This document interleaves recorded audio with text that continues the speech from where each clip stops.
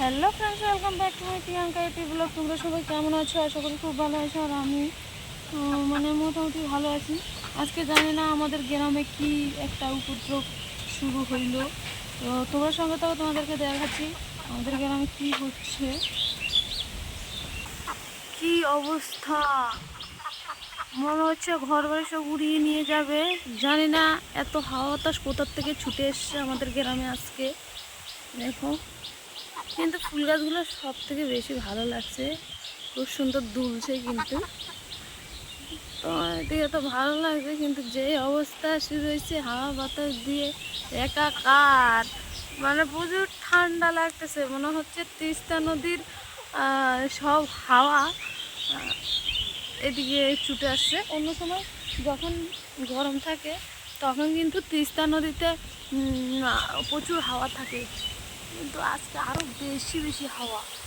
কি বলবো কাই, দেখো শুধু, দেখো কলা গাছটা সব ভেঙে চুরে মনে হচ্ছে ফেলে দেবে মাটির মধ্যে। পাখিগুলো উড়ে সামনের দিকে যেতে পারছে না, এত এত এত হাওয়া দিয়েছে। ও মাই গড, কি যে হাওয়া, কি বলবো, মানে প্রচুর প্রচুর হাওয়া। কি যে হবে জানি না আমাদের গ্রামে আজকে।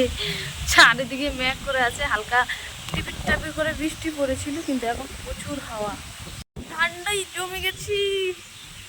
তো কোথার থেকে যে আসছে এত হাওয়া, যখন প্রচুর গরম পড়ে তখন কিন্তু এত হাওয়া দেয় না। হিমালয় আমাদের বাড়ির পাশে, তাও কিন্তু এত হাওয়া অন্য সময় দেয় না। আজকে যা হাওয়া দিয়েছে কি বলবো বন্ধুরা, মনে হচ্ছে আমাকেই উড়িয়ে নিয়ে চলে যাবে, মানে প্রচুর হাওয়া। তো এখনো ঘুম থেকে কেউ উঠে নাই, আমি ভিডিও করছি। যদি আমাকে এখন উঠিয়ে নিয়ে চলে যাওয়ার পরে আবার খুঁজে পাবে না। তো আমি এখন তাড়াতাড়ি ঘরে যাই। তোমরা সবাই ভালো থেকো, সুস্থ থেকো। আর এভাবে যদি আমাকে সাপোর্ট করো তো তোমাদেরকে আমি অনেক ভালোবাসা দেবো। এমনিতেও তো দিচ্ছি ভালোবাসা, কিন্তু তোমাদের ভালোবাসা প্রয়োজন। তো ঠিক আছে বন্ধুরা, তোমরা ভালোবাসা দিও, আমিও দেবো। ভালো থেকো, সুস্থ থেকো, টাটা, বাই বাই।